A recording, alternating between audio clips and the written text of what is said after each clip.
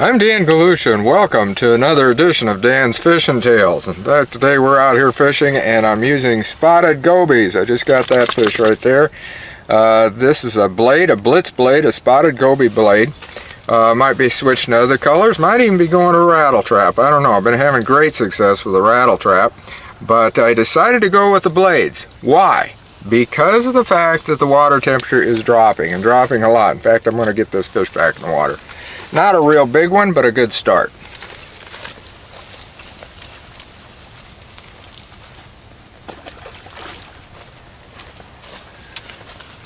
We of course got Pepper with us again. You'll see him back here. He's running around. But anyway, like I said, it's dropping quite rapidly. The water temperature is down to 50 degrees now. So 50 on down, that's when I pull my blades out for sure. I'll do it other times too, but definitely when it starts getting like that. And this spotted goby has been doing great out here. You can see it, I'm sure, on the color. It's a little bit odd because your regular goby is kind of brown, but this thing is kind of chartreuse white with black spots. I don't know, it works. I've also got a minnow color that I use that works real well. So what we're going to do is we're going to go out here and we're going to see if we can catch some more fish. We're going to talk about how I fish the blade. There's several different ways, but the one thing I do when it's cooler water, I will do a pump. I will take it and I'll pump it. I'll let it fall all the way to the bottom, and then I'll lift it up so high and then let it fall back. Now, if they're hitting a little bit more active, I will take actually a shorter pause between the pumps. I'll drop it down, pick it up, drop it down. In fact, there are times when I will take the rod tip and do this, rip, rip, rip, rip, rip. And that works too. That's when they're more active. As the water gets colder, then I'll let this fall all the way to the bottom and maybe even just set there and then pick it up and then let it fall. And pick it up and let it fall. The strike comes normally one of two spots. Just as it's falling or just as it's picking up. Just right on those 2 points. That's the main way. Yes, they'll hit otherwise too. Will I use a normal steady retrieve? Yes, I will. In some cases. Normally, if it's a little bit shallower, another thing I do, and I'm going to hook this to here so I don't have it in my hand all the time hooking myself up, I will take the rod tip and I will sweep the rod and bring it down and sweep it rather than picking it up. I found a lot of times that letting it drop and come this way turns them on a lot quicker. I'll do the same thing with my natural forage bait swim baits and also my beef fishing baits that I have, that are paddle tails. And another thing that I will use is the rattle trap, which I've mentioned. The rattle trap, I'll fish it the same way. The only difference is with the rattle trap, I will probably use a straight retrieve more with that than I will with this. Same way with the swim bait. I will use a straight slow retrieve with that. Has a single hook. I can take it through the weeds a little bit better, and if it does get hung on a weed, I'll pop it loose and keep going. A lot of times the strike will hit just when I pop that loose. Anyway, that gives you some ideas of how I fish this, and I'll give you a few tips as the water is cold, or I should say cool, and then gets colder. Just slow down your retrieve, do your little bit slower pump, and there are those days when the sun is hitting just right and you're on usually the north shore, northwest shore, like in the spring, and you can come along a little bit faster with a steady retrieve and they will start picking up. I've had this happen a lot with the swim baits and the rattle traps especially. So anyway, that's a few tips for you.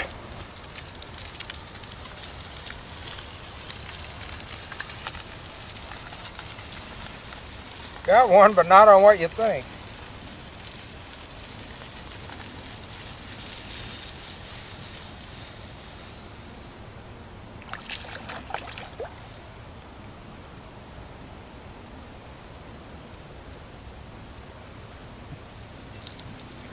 Started seeing a lot of fish. I thought maybe we had some crappies or something here. They were running along the shore real tight. So what I did, if I can get this unhooked, I hooked him pretty good.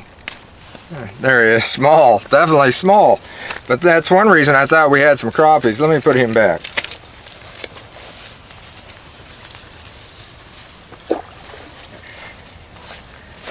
And this is what I did. I pulled out my Sam Heaton rod. It's a B&M rod. It's a super sensitive one, and I love it for my finger jigging. So I pulled that out. In fact, I'm probably going to have to get a new body on here. I've used this up pretty good. And I put a natural forage bait T-Shad on a bee fishing H2O head. There it is right there. And I finger jigged that. And I was bringing that along probably out about 20 foot from shore and just bringing it along. I mean, that's all I was doing in finger jigging. I wasn't doing any of the pumping or anything else. I can't cast this out to where I need. When I was off camera, I was getting tons of hits out on this one brush area, or actually it's a weed area, that I've been catching the fish with the blade that I had showed you. So now I'm trying this, and I'm afraid they're going to be smaller bass, though, although I have caught a few bass, in fact quite a few, over 15 inches on up to 20 some inches on this little bait. A little bit more difficult to get it in, I'll guarantee you that, but a lot of fun, especially on this B&M Sam Heaton rod. Man, it is a ball. So let's see, maybe I'll get some more on this thing. Well, I couldn't stand it. I had to come back and get my rattle trap box and get a white bleeding shiner out, and I gotta try that. It seems like they're hitting on just about everything. I had a natural forage bait swim bait out there. Didn't catch anything, but I've been having a ton of hits way out in this one area, and I don't think those are bass. I really have a feeling that it's crappie out in there, and they're hitting the tails on that.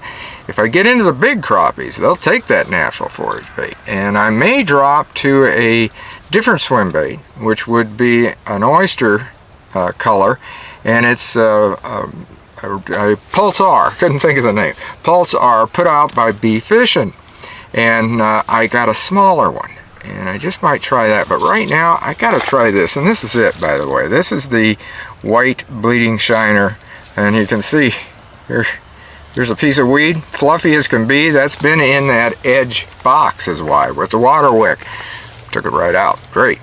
So I'm gonna switch this blade for a bit, and then we're gonna try this.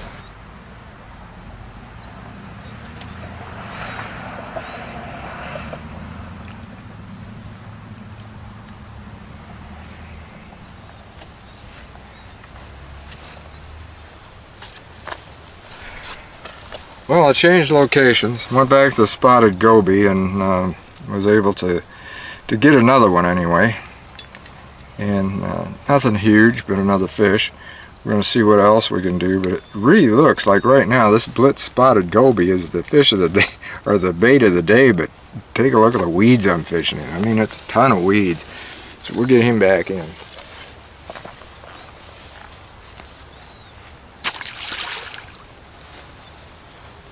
There we go. But you can sure see that this goby bait has done very, very well in the past. And as I said, it's getting cooler water temperature wise. It's warm out here today, but it is definitely getting cooler otherwise. So we're going to give this thing some little bit more of a try and see what happens. That last fish we caught, he hit on the fall, by the way. I mean, the first fall, boom. And then I didn't get the camera on until I got him up here. So anyway, that's how he hit. It just was falling. I picked it up, bam, he had it. So they are hitting on that sort of a retrieve right now. Right now he feels pretty good size, but that may be weeds, I don't know.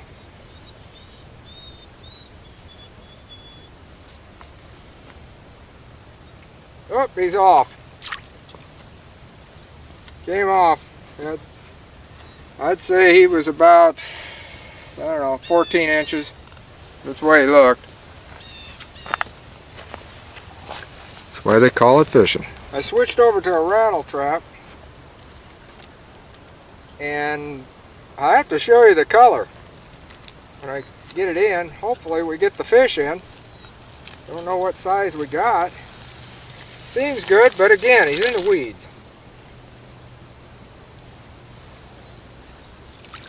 Yeah, nothing big.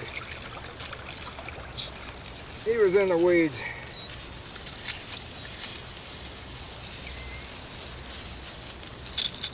But he's a keeper in a measurement tournament, I'll guarantee you that, depending on which ones you're in.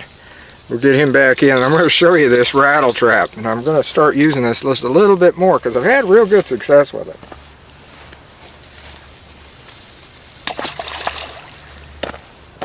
This is what's called an apricot rattle trap.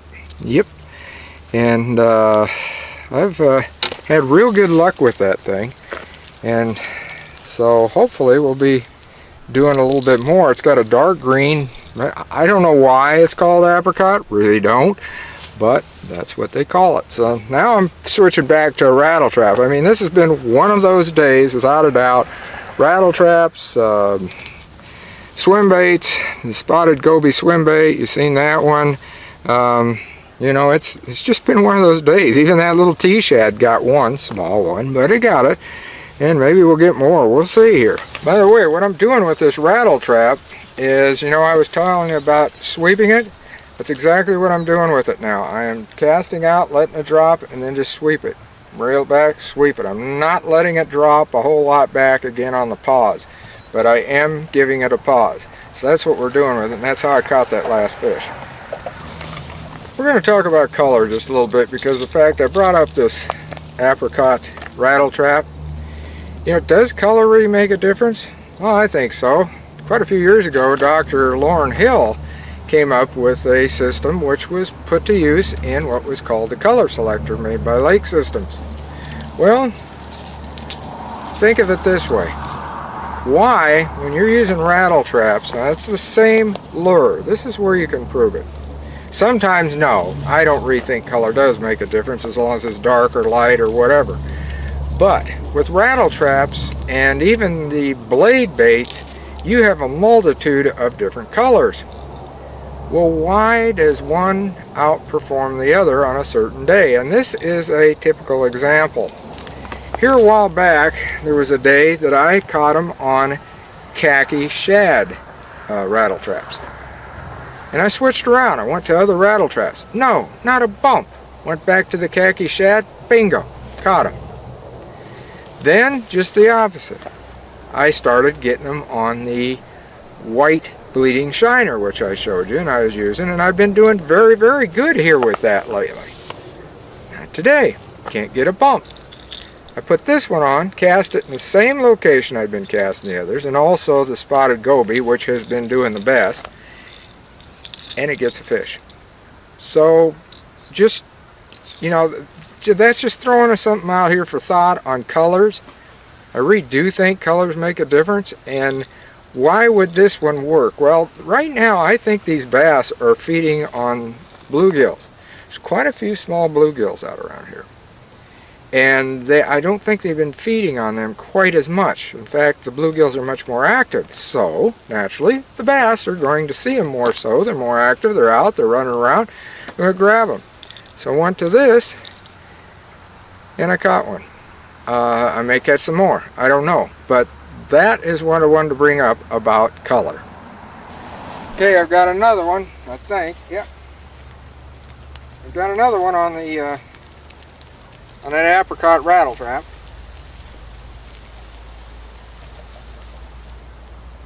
Got him way out. Again with the same sweeping motion.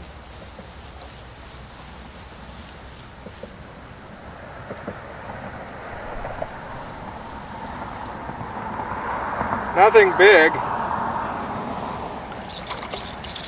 but he is fish. Like I said, nothing big, but it shows he's there anyway. Pepper's watching him go back. I'm going to keep fishing, but I've probably made this video long enough, gave you some tips along the ways on things. Especially it's getting cooler, it's going to get colder. You can tell I'm wearing this, although today with the sun it's just a little bit warmer. But anyway, like I said, the water's getting 50 degrees. It's going to keep dropping lower. And let's put it this way, those blades, I have caught fish when the water temperature has still been the water's been open and the water temperature has been down to 35 degrees. and I've still caught fish on the blades. Even the rattle traps I have. I'll have to say that the soft plastics seem like they start slacking off a little bit, although again, the T-Shad and the swim bait, no, I'm still getting them on that, but not as much. When it gets down to 39, those seem like they're gone. I mean, I really don't, I might catch 1, 2, you know, if I'm lucky. Rattle traps will keep going at 39, but when it gets down to 35, my main lure is a blade, and I'll mix it with a rattle trap. And again, I'll be pumping, and the colder it gets, usually the slower I will go on it, unless I find a good warm shoreline that will get them cooked up a little bit. So until next time, get out on the water and have a great day of fishing.